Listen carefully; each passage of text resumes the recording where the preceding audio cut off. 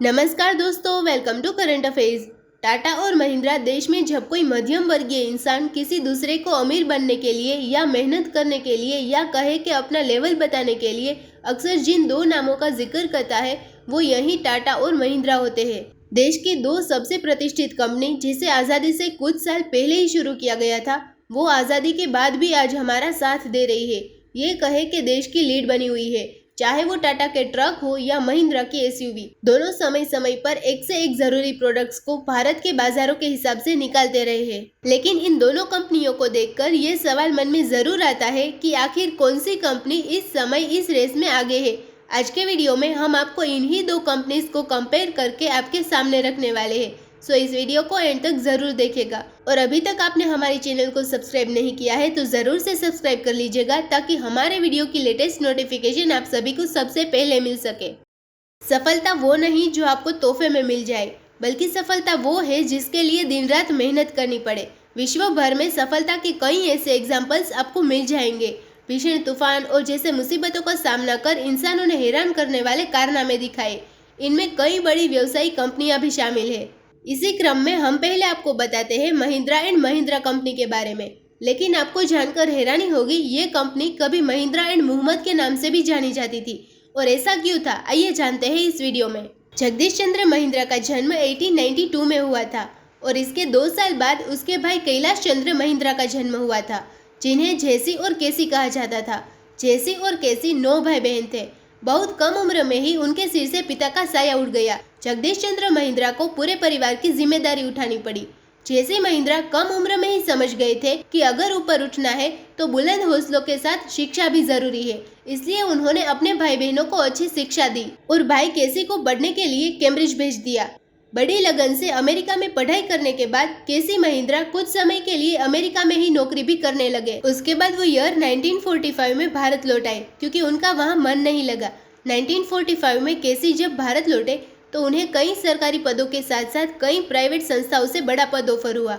लेकिन उन्होंने अपने बड़े भाई जेसी महिंद्रा और अपने दोस्त मलिक गुलाम मोहम्मद के साथ मिलकर अपना नया बिजनेस शुरू करने का मन बना लिया था। इसी मन के साथ ये तीनों एक साथ मिलकर एक कंपनी की शुरुआत करते हैं जिसका नाम था M&M यानी महिंद्रा एंड मोहम्मद। शुरुआत में कंपनी को इसी नाम से जाना जाता था।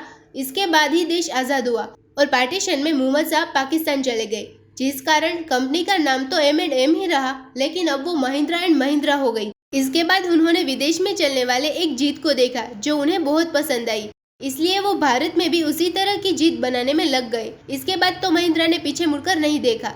महिंद्रा एक्सयूवी, महिंद्रा स्कॉर्पियो से लेकर और भी महिंद्रा की ऐसी गाड़ियां उन्होंने दी जो भारतीय लोगों की तरक्की की निशानी बन गई। आज महिंद्रा की भागदौड़ केसी महिंद्रा के पोते आनंद जी महिंद्रा के हाथों में है। आज सिर्फ महिंद्रा ऑटोमोबाइल ही नहीं बनाती बल्कि spacecraft, insurance, after market, defence, energy, farm equipment, finance और बहुत सी इंडस्ट्रीज में लगातार काम कर रहा है। आज अगर महिंद्रा ग्रुप के अंदर टोटल नंबर ऑफ कंपनीज की बात करें तो वो 150 है, जिनमें करीब 2,50,000 लोग नौकरी करते हैं। 2021 की बात करें तो इस कंपनी ने पिछले साल 45,000 करोड़ रुपए की एनुअल सेल की थी, जो कि अपने आप में एक बड़ा अमाउंट है। और आज महिंद्रा कंपनी नेटवर्थ की बात करें तो वो 190 करोड़ $, है, यानी करीब 13,500 करोड़ रुपए। लेकिन दोस्तों, जैसा कि हमने आपको पहले ही बताया था कि महिंद्रा के साथ ही एक और कंपनी ने भारत में जन्म लिया था, उसका नाम आज कौन नहीं जानता। जी हाँ, हम बात कर रहे हैं टाटा मोटर्स की, जो कि टाटा ग्रुप की एक बहुत बड़ी कंपनी है, जिसकी शुरुआत उसी साल हुई जिस साल महिंद्रा की शुरुआत हुई थी। लेकिन टाटा उस समय महिंद्रा की तरह छोटे ऑटोमोबाइल की जगह बड़े बड़े लोकोमोटिव इंजन बनाने वाली कंपनी थी। लेकिन महिंद्रा को देखकर या कहे कि आज़ादी के बाद देश और बढ़ती ऑटोमोबाइल कार और गाड़ियों की मांग को देखते हुए टाटा भी बहुत दिनों से इससे दूर नहीं रहा और लगातार काम करते हुए उन्होंने 1954 में टाटा की पहली कमर्शियल कार का निर्माण किया। इसके बाद कंपनी इसी दिशा में काम करने में लग गई। 1988 में उन्होंने अपनी पहली पैसेंजर गाड़ी टाटा मोबाइल निकाली, जो काफी हिट साबित हुई। उसके बाद उन्होंने 1991 में टाटा सिएरा लॉन्च की, लेकिन अभी भी टाटा जीप की तरह ये लोगों के पास तक नहीं पहुंच पाई थी।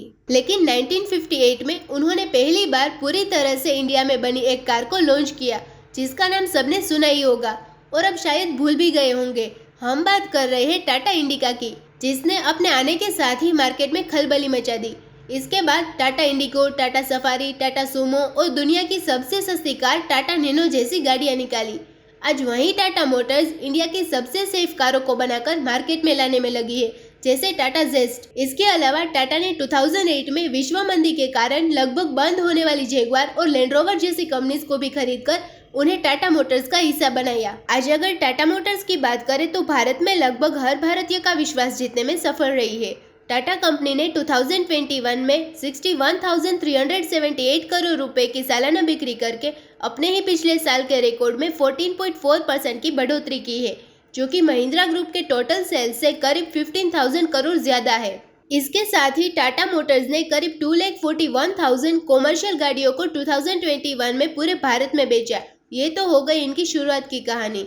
आइए अब इसके बेसिस पर दोनों कंपनियों के बारे में कुछ और कंपैरिजन देखते हैं। अगर टाटा मोटर्स के मालिक की बात करें तो टाटा मोटर्स को टाटा ग्रुप की तरह से चलाया जाता है, यानी कि वही इस कंपनी की पेरेंट कंपनी है, जिसकी नेटवर्थ लगभग 110 अरब US है, जो कि महिंद्रा ग्रुप से कहीं ज्यादा है।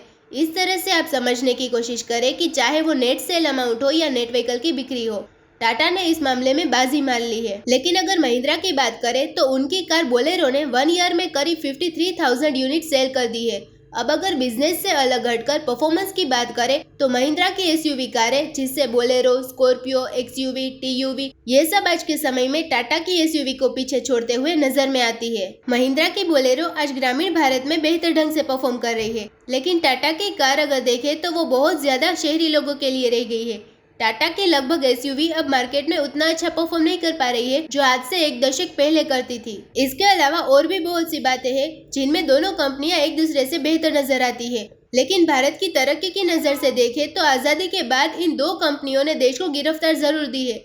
आपको क्या लगता है, टाटा और महिंद्रा में कौन है ज्यादा बेहतर? हमें कॉमेंट सेक्शन में जरूर बताइए। तो इसी नोट के साथ वीडियो करते हैं खत्म। उम्मीद है यहाँ पे आपको काफी कुछ जानने को मिला होगा। Thank you for listening.